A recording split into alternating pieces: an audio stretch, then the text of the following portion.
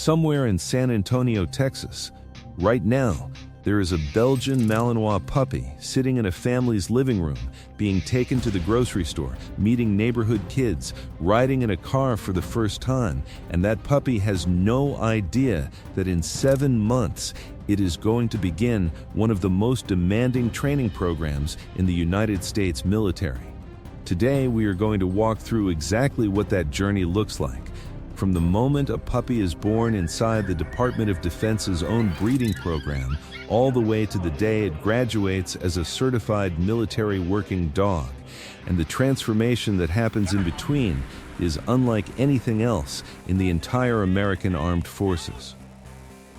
Before we get into this, drop a comment right now. Did you know the U.S. military has its own puppy breeding program and uses volunteer foster families to raise those puppies before training even begins? Yes or no? I want to see who knew about this. Most people know that the United States military uses working dogs. What most people do not know is that the military doesn't just find these dogs and train them. It breeds them, fosters them, socializes them, evaluates them at multiple checkpoints across the first year of their lives, and only then, once a dog has passed every gate, begins the formal training that most people think of when they picture a military canine. The entire pipeline, from birth to deployment, is managed by the 341st Training Squadron at Lackland Air Force Base in San Antonio, Texas, the single facility responsible for producing every military working dog for every branch of the United States Armed Forces. And it starts not with a training yard, but with a whelping room. The Department of Defense's military working dog breeding program is one of the largest military canine breeding programs in the world. It breeds exclusively Belgian Malinois, a decision made deliberately and for very specific reasons. The Belgian Malinois is lighter and faster than a German Shepherd, carrying the same drive and bite strength in a body that weighs between 55 and 65 pounds. Light enough to be strapped to a Navy SEAL for a parachute jump and strong enough to stop a full-grown man on contact. The brood bitches and stud dogs used in the program are selected from among the best performers in the active working dog inventory. Animals that have already proven their capability in the field and whose offspring are statistically more likely to inherit the drive, nerve stability, and physical attributes the program requires. This is not casual breeding. It is a deliberate, data-driven attempt to produce the best possible military working dog candidate in every litter. Now, what happens in the first weeks and months after those puppies are born is the part of this program that surprises almost everybody, because the U.S. military's answer to the question of how to raise a future combat dog begins not in a kennel, but in a family home. And the reasoning behind that decision reveals something genuinely interesting about how the military thinks about dog psychology. Phase 1. 8 weeks old and living with a family in San Antonio. For the first 8 weeks of their lives, the puppies born in the Lackland breeding program are raised by whelping care attendants on the base, who spend those early weeks getting a feel for each puppy's emerging personality and exposing them to a variety of sounds and stimuli. At 8 weeks old, once the puppies are showing signs of promise as working dog candidates, they are placed with approved volunteer foster families who live within a 2-hour driving radius of Lackland. Those families include active duty military personnel, veterans, and members of the local community. Every applicant went through an extensive screening process, which staff at the 341st describe as being just as rigorous, and in some cases even more demanding, than the process used to place retired military working dogs. These families are not just doing the military a favor, they are performing a critical function in the training pipeline. Bernadine Green, the breeding program's deputy director and a former Maryland State Police canine handler, has described the foster placement as the foundation that everything else is built on. Without these foster parents raising puppies, she said, we don't get well-rounded dogs. The families take the puppies everywhere, like grocery stores, parks, busy roads, crowded events, unfamiliar buildings, and for interaction with other animals and strangers of every age and description. Every new experience that the puppy navigates calmly is building a layer of confidence and environmental stability that formal military training will later depend on. According to military veterinary staff, this stage of a dog's life is essential for producing a stable, well-adjusted working animal. Experiences that may seem mundane to people, living in a home, interacting with families, and encountering new sights and sounds, play a major role in that development. The military views its foster care program as an ideal and cost-effective way to provide that critical early socialization. The puppies return to Lackland for monthly veterinary checkups throughout the foster period, with all medical costs covered by the program. Foster families are asked not to pay a single dollar out of pocket for the care of these animals. At around 7 months of age, the foster families bring the puppies back to Lackland. And this, by all accounts, is one of the most emotionally difficult parts of the entire program, not for the dogs, but for the people who have spent 5 months falling in love with them. Families who signed on knowing this moment would still find it genuinely hard when it arrives. The bond that forms in 5 months of daily shared life is real, even when both parties knew it was temporary. But the puppy that walks back through those gates at 7 months is a fundamentally different animal than the one that left at 8 weeks. He is more confident, more adaptable, more ready for what comes next. At 7 months, the first formal evaluation begins. And this is where the program starts to narrow down. Not every puppy that comes back from foster care will make it through what happens next, because the military is looking for a very specific combination of traits that no amount of good foster care can manufacture if the raw material isn't there. What they test for and how they test for it is one of the most revealing windows into how the military thinks about performance. Phase 2. The evaluation: what the military is actually looking for. When a puppy returns from foster care at 7 months, it enters a formal evaluation phase that assesses the core traits the military needs in a working dog, and the assessment is deliberately designed to surface what is naturally there rather than what can be trained in. Drive is the primary target.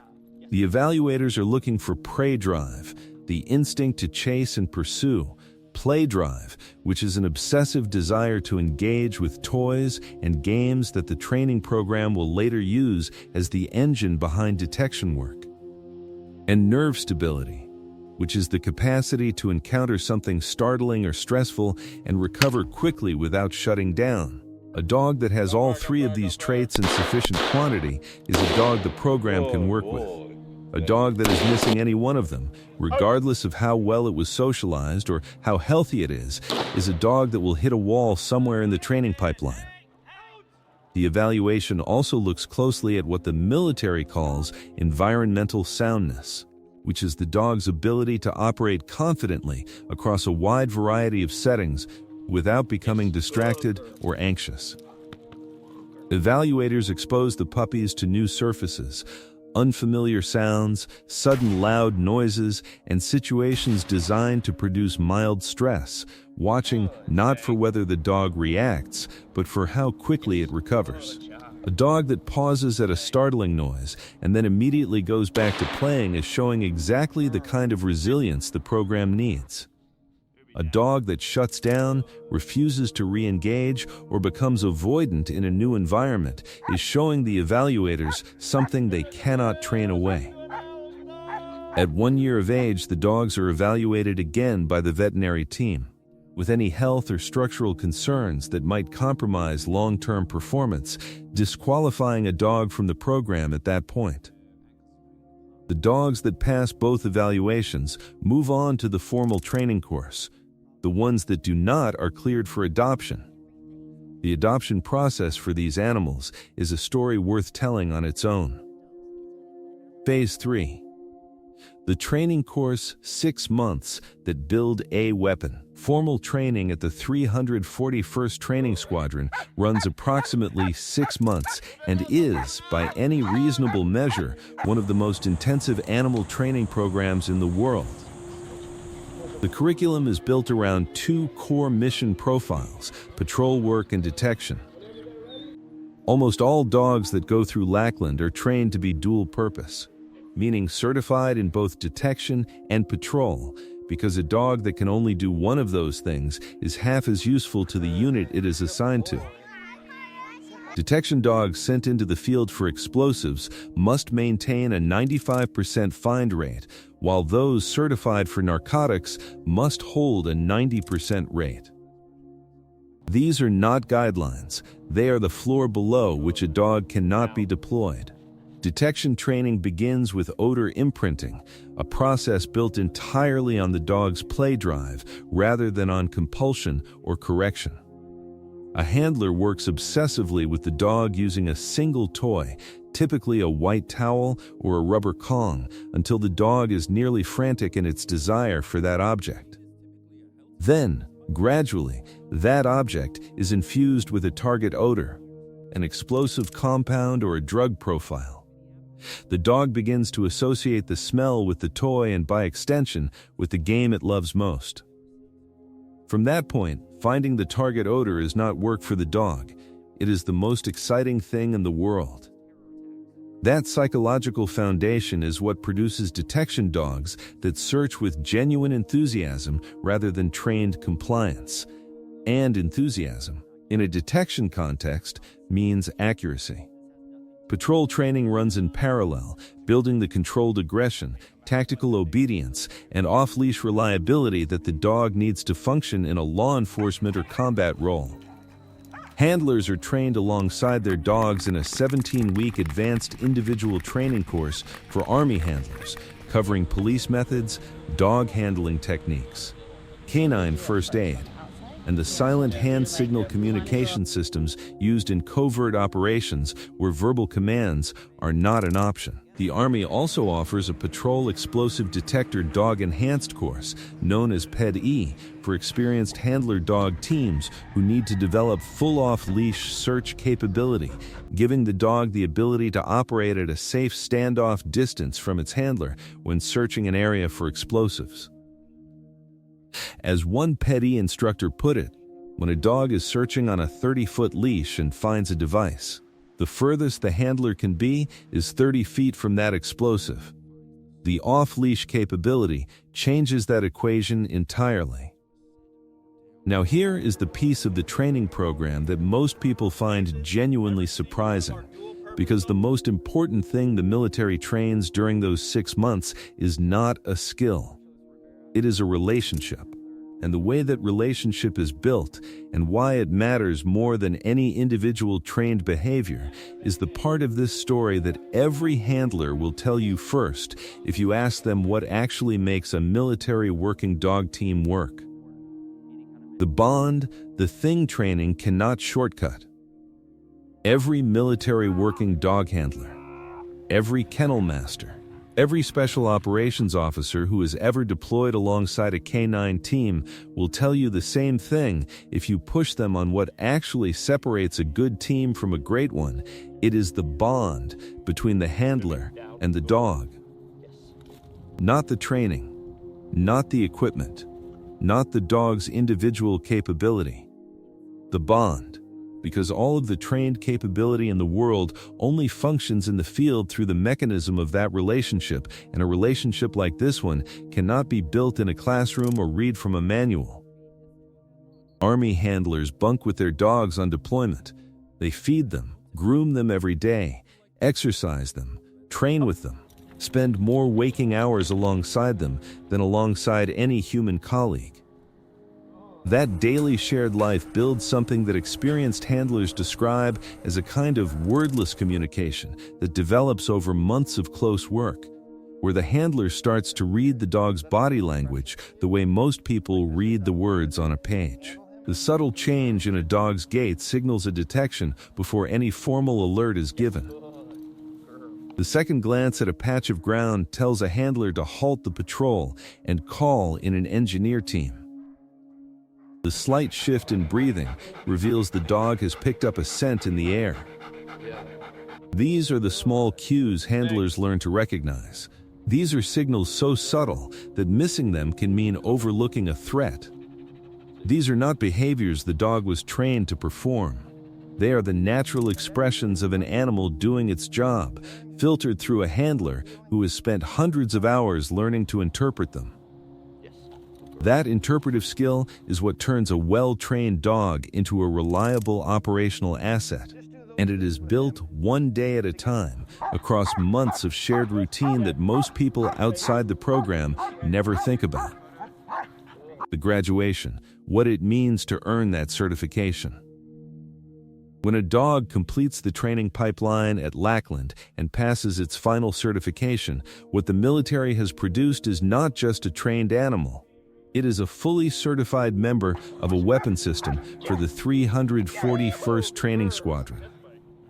This dog is now capable of detecting explosive compounds at concentrations measured in parts per trillion, executing controlled aggression and apprehension on command, operating in total silence through hand signals alone, and functioning in environments that range from desert heat to Arctic cold to open water amphibious operations. The certification process includes detection accuracy testing across multiple explosive types in multiple environments, obedience testing under distraction levels that would compromise most civilian-trained dogs, and patrol scenario evaluations that simulate real-world threat response conditions. From that point, the dog and its handler are assigned to a unit and begin the pre-deployment bonding period that continues to build the relationship the training course started. And somewhere, not long after, that team goes to work on an installation, on a border, or in a combat zone on the other side of the world, doing the job that started with an 8-week-old puppy in a San Antonio family's living room. The distance between those two moments, in both time and capability, is what the entire program exists to produce. And the United States military has been refining the path between them for decades, building something that no other country's armed forces have come close to matching in depth, consistency, or results. Closing. From a whelping room at Lackland to a family's living room in San Antonio, to a formal evaluation at 7 months, to 6 months of one of the most intensive training programs in the American military, to a deployment on the other side of the world. That is what it takes to turn a puppy into an elite K9 soldier.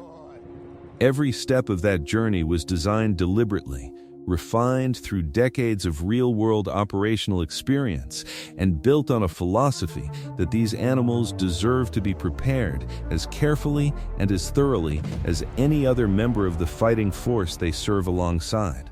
The puppy in that San Antonio living room has no idea what is coming. But the people who built the program that will eventually shape it understood exactly what it needed, and they built every phase of it to get there. If this gave you something to think about, hit the like button. It genuinely helps this channel reach more people who care about the real stories behind the American military. Subscribe and ring the bell because there is more of this coming. And drop a comment which part of this process surprised you the most: the foster family program, the play drive-based detection training, or the off-leash explosive search course. Tell me. See you in the next one.